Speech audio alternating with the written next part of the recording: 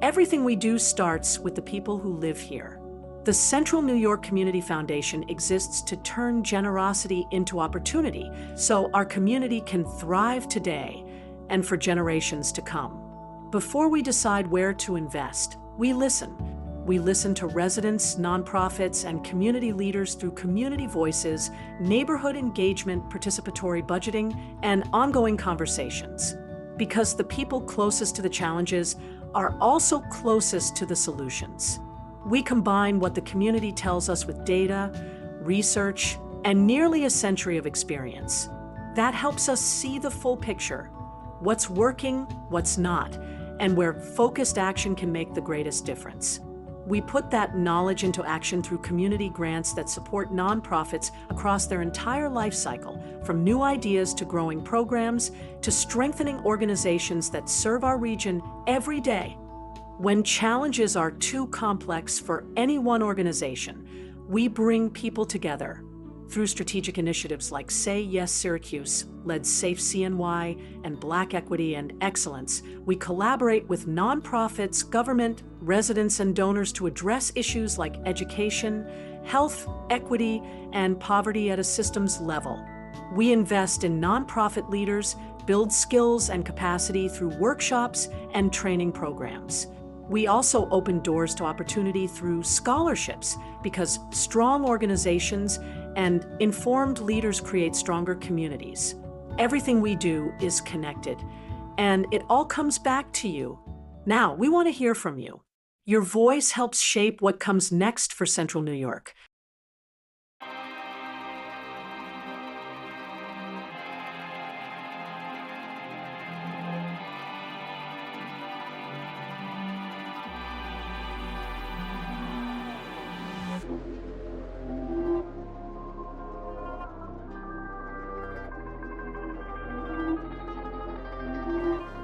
Hello, everyone, and welcome to the Black Equity and Excellence Celebration live stream edition. My name is Anna Hill, and I will be your host for the next hour. Today, we'll be hearing from Melanie Littlejohn, President and CEO of the Central New York Community Foundation. Deborah Buckingham, Senior Program Officer for the Black Equity and Excellence Fund. And Advisory Council members, Shauna Davis and Christopher Montgomery. And because this is a live celebration, if you have any questions or comments for any of our speakers, feel free to leave it in the comments, whether you're watching LinkedIn or YouTube. And if you're catching the replay, hello. We're glad to see you here, and we'll be happy to read your comments in the replay. We will be right back with our first guest.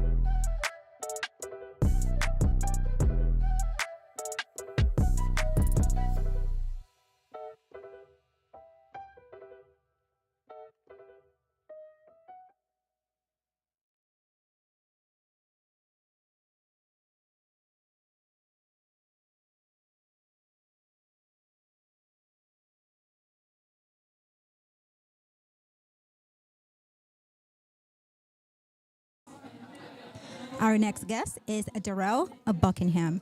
He's currently a senior program officer at CNYCF and manages the Black Equity and Excellence Fund, Let's Save CNY, and literacy initiatives.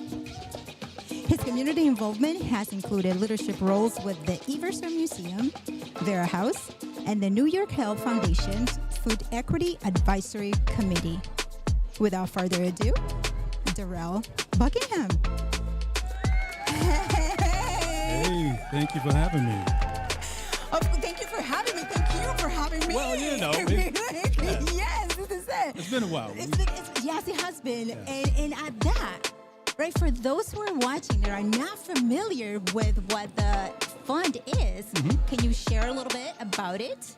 Absolutely. The Black Equity and Excellence Fund supports community-based projects that really center, uplift, and intentionally engage the Black community here in Central New York. Now, eligibility typically includes organizations that identify as Black-led, Black-serving, and also organizations that can demonstrate accountability to the Black community.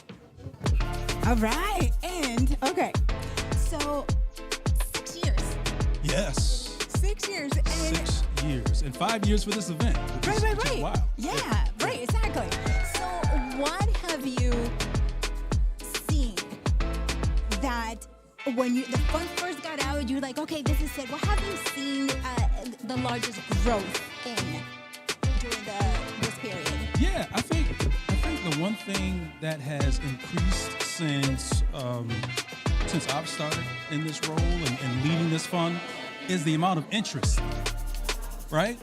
You know, I think we went from individuals not sure if this was real, right? So no, literally, Okay, and folks were, you know, because of the time that we were in, right? Folks really questioned whether or not this was legitimate, and then you know, there were some questions around, you know, whether or not it would last, and so here we are 6 years later.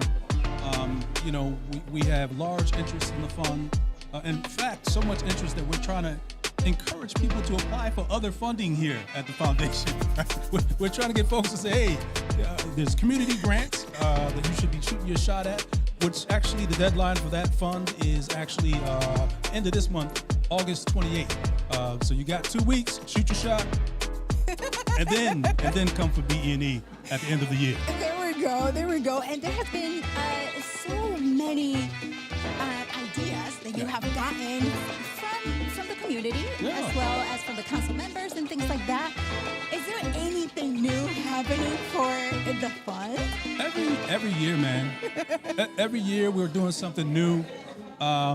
You know, I think last year we funded our first multi-year general operating fund. So that's $25,000 for 3 years in a row. Right? That's the first year we did that. Of course, listening to our community. The community says this is something that's important to them. And so we have that now. We've also been supporting Black men's mental wellness. So that whole initiative, we've been funding that in partnership with groups like Half Hood, Half Holistic, and so many others. This year, we, of course, moved the grant round. Okay. Right? So the grant round is now November 30th. To January 29th. So that's the new grant round. We will likely have an information session in this very room here at the foundation on November 16th from 12 to 1. So we'll talk more about changes and things that have we've been up to since we didn't have a grant round this summer. Right. Okay. Right? All right. Yeah. So is there anything that's next, new, or what now? What are we celebrating today? We're celebrating. Well, you know, I was trying to be sneaky. You got me, Anna. I noticed that. You got me. So one of the things we're going to be sharing with the community, especially the folks that are here today, we're really going to be talking about collective giving. We hope to launch a giving circle within the next couple of months, right? Giving circles are not new, right? This is something that has been happening for hundreds and hundreds of years across the world. It's called different things. In West Africa, it's called the susu. In Mexico, it's called the tanda, right? Oh, and so I like giving the tanda. circles, this is where, absolutely.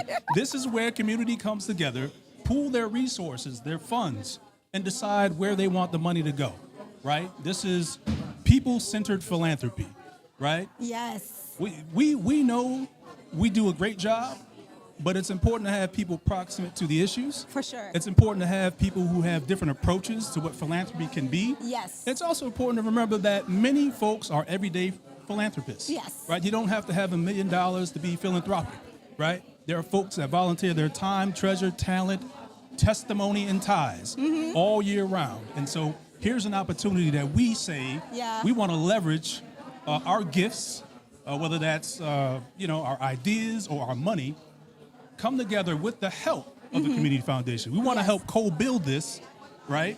We want to create impact today, but we also want to create impact tomorrow, meaning that a portion of those funds will go to the Black Equity Excellence Endowment Fund. We want to endow this fund so that it is here forever. Yes. Because Darrell won't be here forever, right? Most of us won't be here forever. And so it's very important that we begin to think about impact for today and impact for tomorrow. Yes, and some of the questions that I have for you, you already covered. Because we've done this. Right? I know what you were thinking. Yes. So I was going to ask something about the collective and how can people get involved? Is this one organization only, or is it different organizations that have the same goal in mind? For example, if someone is doing the Black men health, mental health, do they all have to be within that? This isn't even about organizations. This is about individuals. Anybody can join the Giving Collective. Okay. Right? By simply donating, right? Everybody's going to pool their funds. Anybody, if you've got $500, if you got $50, if you got $5,000, right? We're not scared of $50,000 either, folks, right? So it doesn't matter how much you can give. This is not any particular income level. If you want to see change in your community, if you have a desire to work together, to build, impact collectively, this is for you, right? And so this is for individuals who want to make change. Folks can participate at varying levels. Okay. Right? There's some people that just want to donate and don't need to do anything else. Right. There's some folks that want to be a part of the leadership circle that make administrative decisions, folks that might want to plan events throughout the year. Okay. Now, when I say events, they look different than our events, right? Right?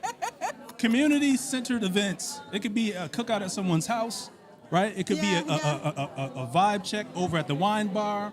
It could be, guys gathering at the cigar lounge. It could look however you want it to look. That's what meetings are supposed to look like. Okay. That's community. That's people coming together, chilling out, relaxing, talking about how we can create change again for today and for tomorrow, right? I love this. Absolutely. I absolutely love it. So That's the plan. It's not an organization, it's individuals, and they can just donate and say, I will like this to go towards this? Yes. Hundreds of people can be a part of a giving collective. Now, with that said, part of those conversations and meetings will mostly be about folks deciding what it is they want to change. Here in Syracuse, there's a lot to change. Right? There's a lot to change. We love Syracuse, but there is room for change. And so folks, that's part of the process, can vote and decide on which is the best project that they want to fund. What's the area? It could be, maybe it's Black developers, right? Maybe it's the arts. Whatever that looks like, community makes that decision. Community moves the dollars, build relationships. But I'll also say there will be opportunity for not just giving money, right? We're trying to create community. And so there will be learning opportunity as well. We give together, we learn together, we create impact together. Right? I love it. That's the goal. Yeah. This is, Darrell, this is absolutely amazing. And the fact that you can gather and support the organization in any way you would like to. Yeah. This is what we were looking for. You listening to the community, Darrell. Hello. Yes. We that's what we do. We listen before we move, and that's important. Yeah. There's been a lot of talking, and certainly it's good to listen. It's also good to talk. But when we want to talk, and move to action. That's the goal, right? We want to move to action. What are we going to do about it? Together. Is it. Yes. Yeah. Yes. And so, speaking of that, right? So, if you were standing here, it's already been 6 years, 10 years from now. Yeah. What would you like this celebration to look like, and what would we be celebrating? 10 years from now, this celebration will not be in this building because we will have outgrown it, right? We've become too big for this building, right? Folks are always telling us to take up space. Well, that's what we will be doing. We'll be expanding and moving to new spaces. The other thing is I will not be here 10 years from now. That's the goal, right? 10 years from now, I will come to this event and have a glass of wine and say, look at y'all looking how y'all looking. That's the old me talking. That's the old me. I just got that. Yeah, see? I just got that. Okay.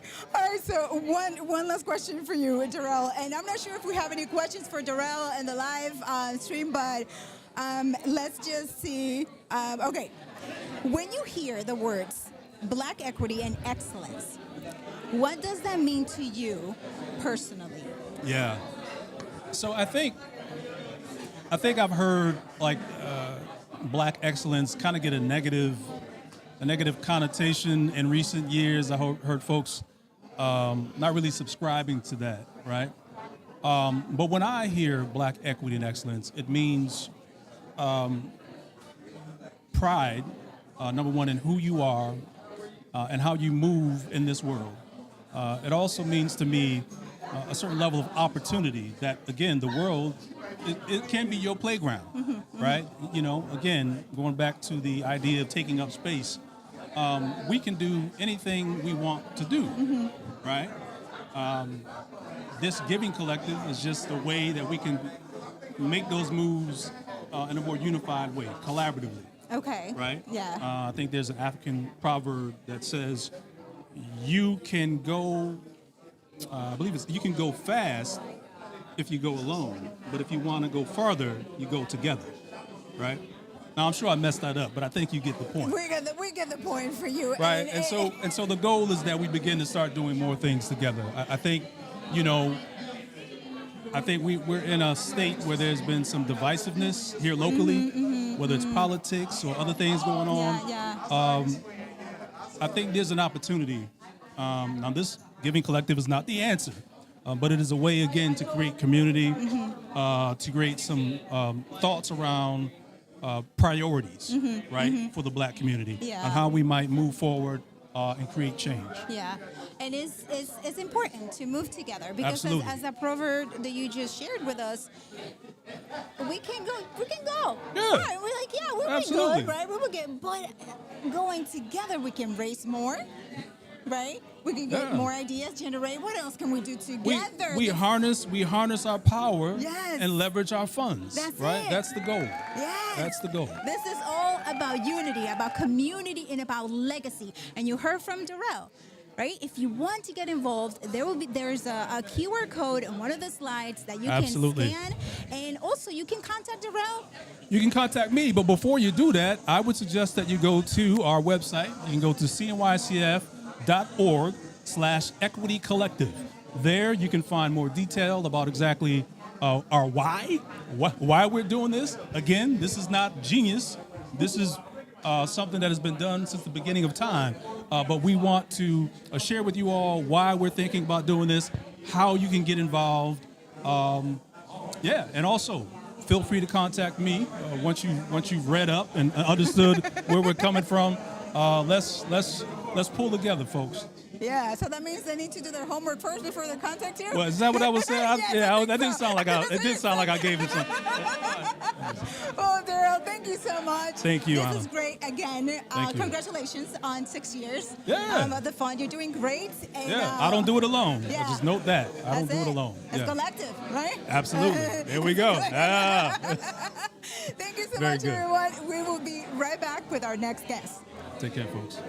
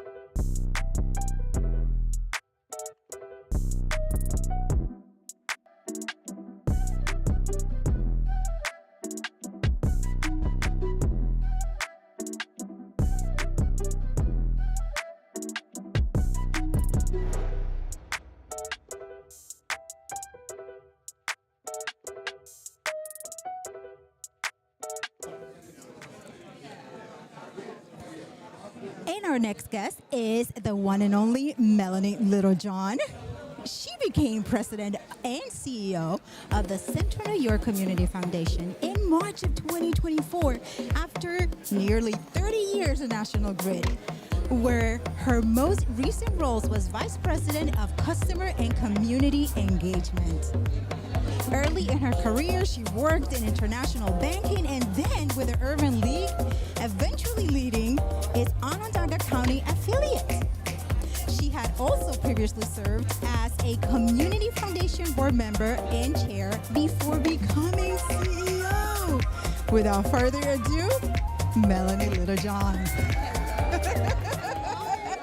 That warm introduction. Hi, we are here with Melanie Littlejohn. Welcome to your party. It's a nice party, I gotta say. Yes. So this has been your third? It's my third. And what have you seen, right, from the first one? What I've seen from... Let me see. Do we have audio? Oh, Melanie. Okay. We're going to check audio. Melanie. Let's see. Check. Yes, here we go. All right, Melanie, Good. you are here with us. Good. This Good. is live, fam. Okay. Good. So, yes, you were saying. You know, what I've seen from the first event until now is a beautiful mosaic of people who come to this event. Interested in understanding what the work is about, interested in partnering with others to do similar work. And it's just a real strong sense of community in the room.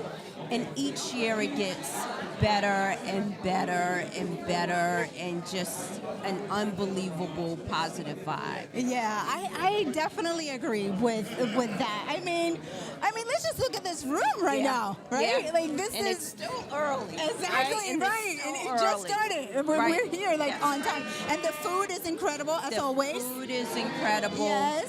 Incredible. Yes. All of the vendors, phenomenal. For sure. Yeah. So, question for you. You have said that one of the most important lessons in community engagement is to listen rather than assume an institution knows what a community needs.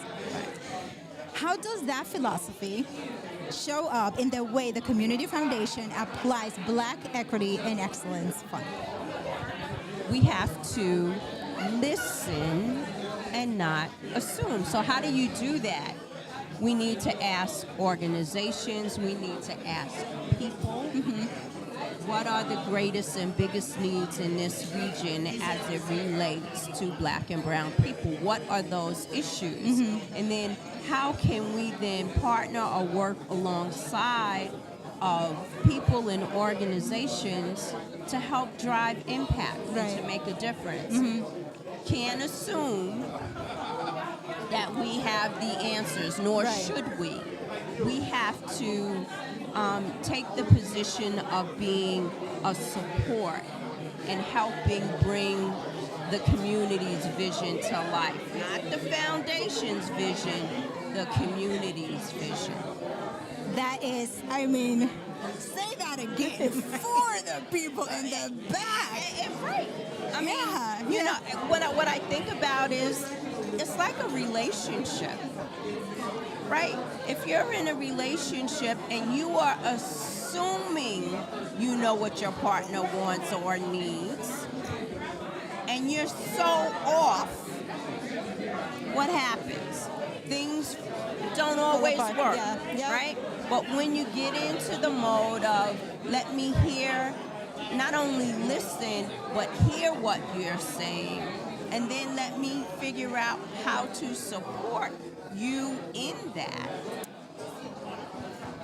Family, there's a reason why you are where you are. I'm just saying.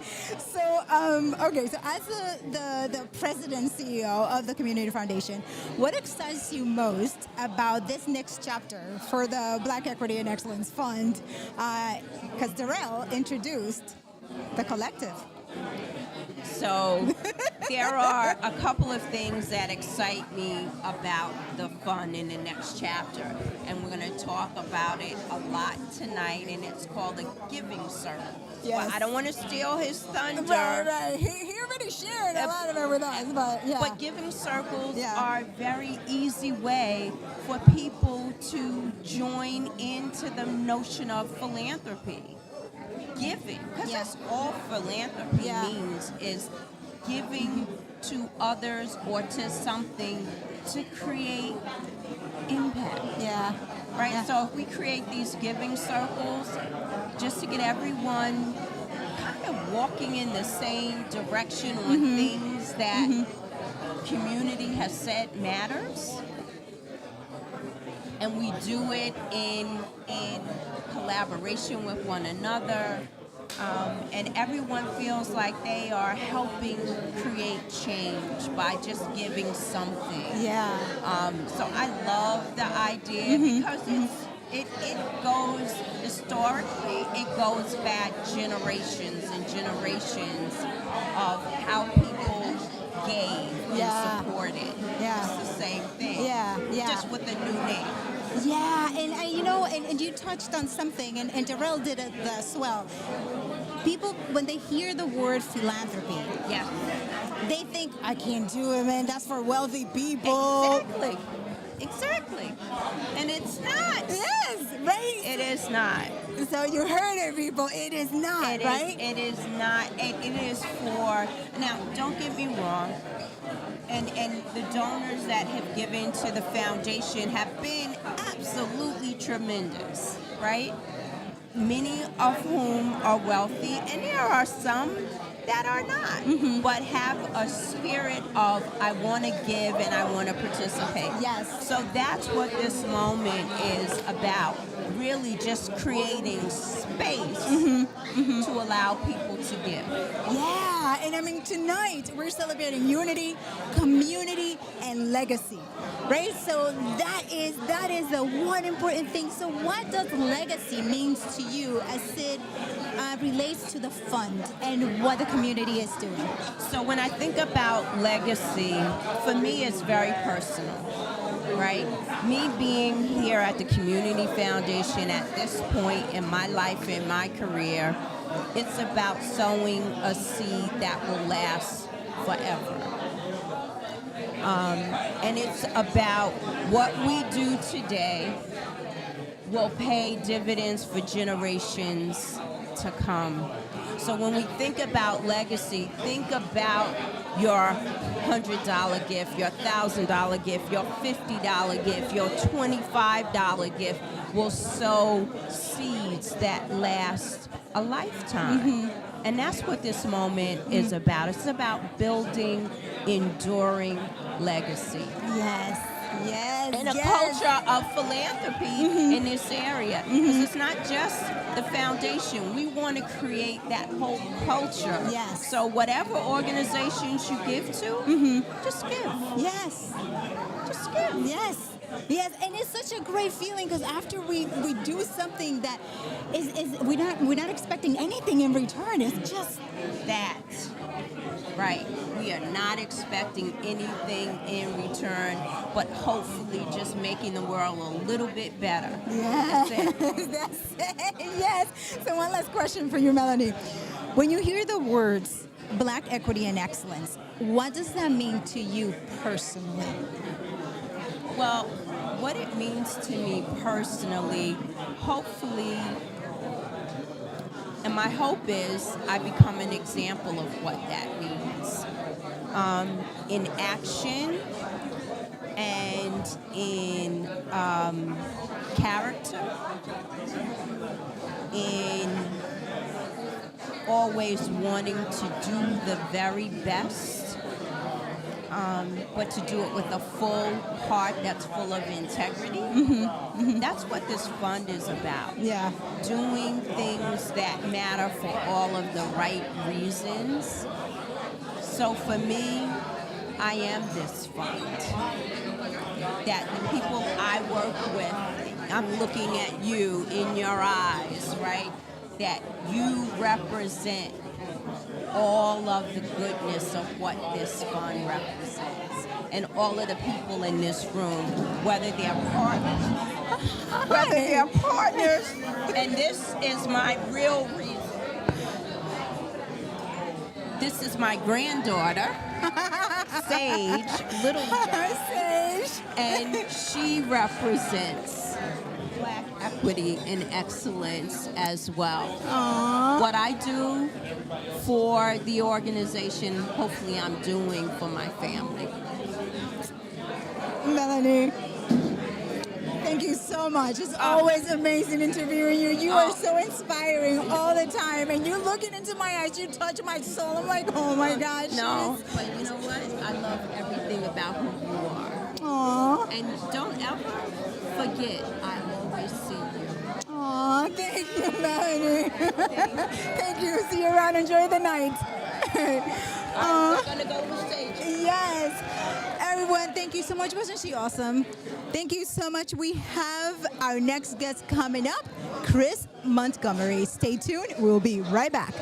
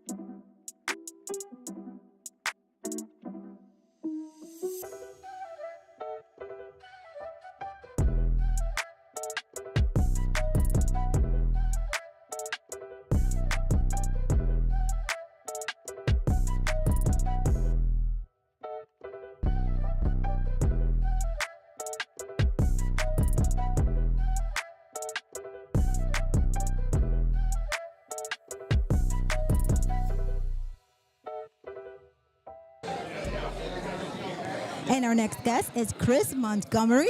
And Chris is the Director of Business Affairs at the SUNY Syracuse Educational Opportunity Center and a longtime advocate for workforce development and economic opportunity in Central New York. Throughout his career, Christopher has worked across education, workforce development, and community organizations to connect people with sustainable career opportunities. He also serves at the Black Equity and Excellence Advisory Council. And without further ado, here is Chris. Thanks for having me. Yes. All right. So Chris is here with us. If this is your first time, this is the first time attending here? No, I attended it before I was an actual council member. Okay. I guess that's what drew me in. Okay. And then from there, I've attended, I want to say the last 2 out of 3 years. Okay, so attending this event prompted you to? Yeah. Oh, look at this. Then I received an email from Darrell, and then next thing you know, I'm on the committee. Let's go. Okay, so here is your question. You have spent years in workforce development. Mm-hmm. What have you learned about the difference between making an opportunity available and making it genuinely accessible? We're live, folks. So what I've learned was intentionality. There's one thing to make an opportunity available, but without intentionality and going into rooms and putting the pressure where the pressure is due, for lack of better words, that's how you generally create accessibility. And for me, it's challenging why a huge number of folks aren't in a workforce opportunity. It's breaking down what are the barriers to employment, how can we strategically put resources in front of our folks that are going to work, and how do we become intentional about closing the gap and making sure we see folks on the projects that we have scattered across Central New York. Right, because these are exciting times for us here, right? Absolutely. So we got to make sure that we are in the rooms that we need to be in. To be part of those opportunities, right? Yeah. So connect with Christopher, right? Connect with Christopher. We have a lot of stuff going on. So what is the best part for you as a council, advisor? Well, like when you get the applications, when you look at it, what gets you excited about the reviewing process? For me, just being someone that is from the area, born and raised, and knows who's applying, where they're applying, what their missions are, and just being able to put real dialogue to the important work that they're doing in the community, and just being a voice to say, hey, I understand what is going on, I understand what they're looking for, I understand their mission and what they're doing, so I can add a little bit more to the conversation. And one of the things that I love is the collaboration between a lot of the organizations that are applying, and how their work is so intertwined with each other. Yeah, and that's important, right? That's important because as we continue to grow the fund, right? Those criteria will be really important, right? So you heard all those criteria, and that is also on the website, right? They can learn all about this. And so if you want to become a council member, I hear from Chris that you just had to attend a BE&E event. Please, just walk around, meet folks, and you never know. And it will benefit you being from the local community, being part of this council, because there's a lot of amazing things that are happening with this council. And it's one of the most rewarding councils or committees or groups that I actually sit on. So I love everything that's happened to you. Okay, so what makes it so exciting for you? Just because the intentionality around BE&E funding and really getting to those organizations that need the funding, have amazing goals for the funding, and watching it being spread across our community in a more impactful way. Yes. Okay. So well said. When you hear the words Black equity and excellence, what does that mean to you personally? What it means to me is being, and I use this word intentional a lot, intentionally providing equity to the excellent folks in our community that are Black and brown. Hey, we can get an applause for that, or a DJ horn right here. So I hear that you have to go to another event because you were a busy man on a whole bunch of councils, right?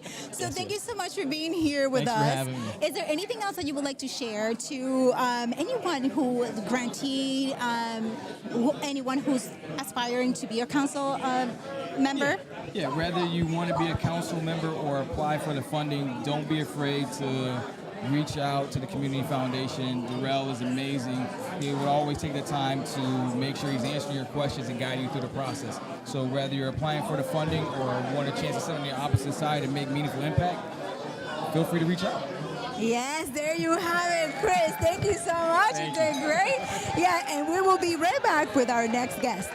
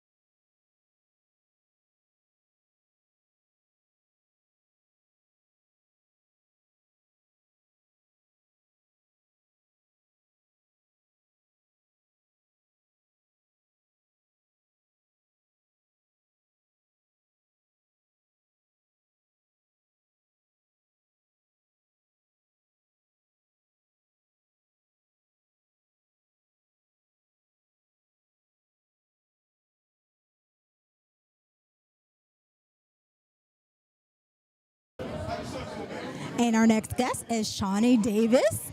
She is the founder and CEO of Luminary Electrical Contractor and the first Black woman to become a master electrician in New York State. Her accomplishments include receiving the YWCA Champions of Diversity Award, being recognized for her entrepreneurship, and introducing President Joe Biden during his 2022 visit to Syracuse. Today, she brings her experience as an entrepreneur and industry trailblazer to the Black Equity and Excellence Advisory Council. Without further ado, here is Shawnee. Thank you for having me. I'm excited to be here. Yes, I've seen you everywhere. We've seen each other in passing. We have. And this is the first time that we get to actually chat. I know. And why is that? I don't even know. Both of us are too busy. That's what I think. Hi, Shawnee. My name is Anna. Nice to meet you. So, Shawnee, you have experienced this community both as someone coming up through the trades and now as a business owner. What barriers do you see for Black entrepreneurs today that people on the outside might not necessarily recognize? Barriers. So for one, I think depending on the industry that you're in, I'll talk about my industry. Yes. There's not a lot of me in my industry, right? Yep. And so, sometimes that can be a barrier in terms of the amount of respect that you get when you're in certain spaces. Yes, That's a big barrier for us. And sometimes people can't really handle that. Right. It takes some tough skin. It does. To continue to operate in these spaces and to continue to come, 100% yourself in some of these spaces as well. That's a big barrier. I mean, say that again for those in the back. Because it is true, right? It is Showing true. up And every time 100%. we're showing up, we're like, okay, it's almost like we have to check a little bit. It's like, okay, am I showing up or am I performing today? And, depending on the day, depends on the Shawnee you get too, right? Because sometimes it takes that, right? And being able to switch it on and switch it off is a unique skill that I think we travel through our entire lives doing. Yeah. And it becomes such a natural thing that we just know when to do it. Right. And it's only when others that are close to us kind of call us on it for us to be like, ooh. And so we're talking about community, we're talking about unity, we're talking about legacy. We need to stay connected, right? We need to continue to elevate each other, right? We need to continue to see that when you are feeling some sort of Shawnee, that I know Shawnee, I can recognize it and be with you, right? I agree. And support you. Yes, I agree. So we got to do this. We got to do this, right? We got to come together a lot more. We have to collaborate a lot more, I think.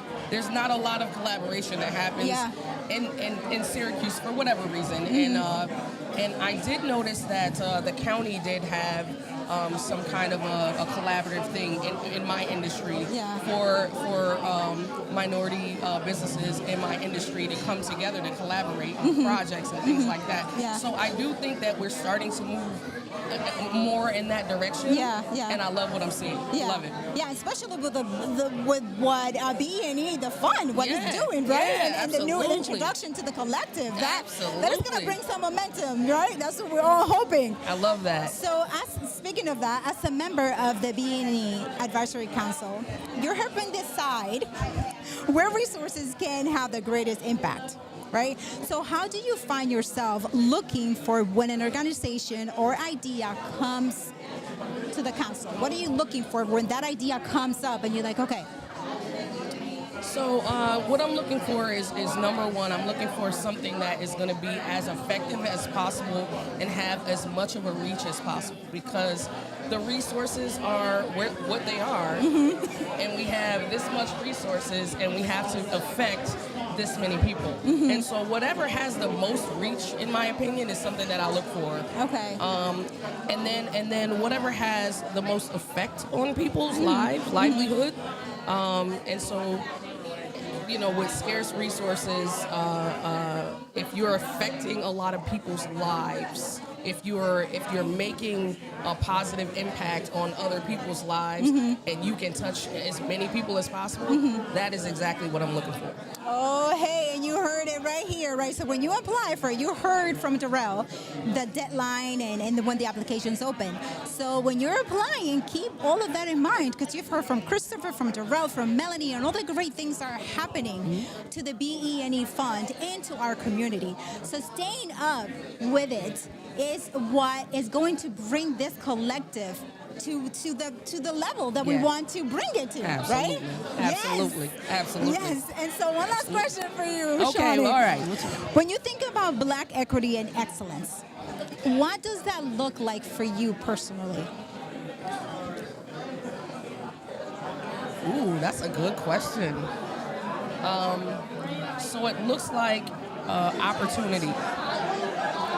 It looks like opportunity that leaves a legacy. It looks like opportunity that leaves a legacy that is effective in helping people of color. That's what it looks like to me. And so for me, I try to effectively do that within my own business by training people to be managers in management, because in my industry there's not a lot of that, right? Okay, and so we're trying to affect people's livelihoods, but also help them grow a little further than what we normally see from us. Yes. So everybody, you heard it from all of us. This is Shawnee. This is the end of our live stream edition celebration. Live stream, I love it. Yes, you're live streaming right now. Hello, everybody. So if you are catching the replay, feel free to leave your comments or your questions for any of the speakers you saw today, and they will be sure to go there and answer them for you. Thank you so much for being part of this live stream celebration. We will see you next year, and we will also see you in the community. Thank you so much. Absolutely. And have a great night. Bye, everybody. Take care.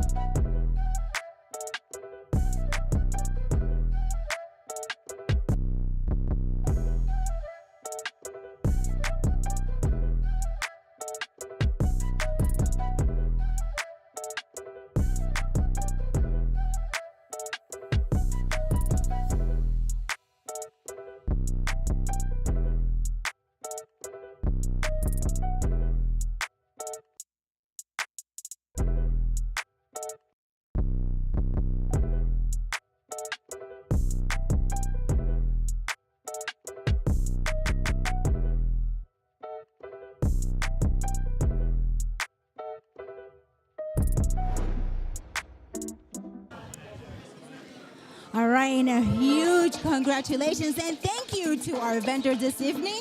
It's going to be Allure Looks Candles, Anna Hill Studios, and Officially-Unofficial, BTS Event Support Group, Crave Dessert Studio, Floral Essence, Light to the Darkness Photography, Mother Load Charcuterie, Syracuse Picture Booth, and Syracuse Poster Project. Thank you so much for being here with us.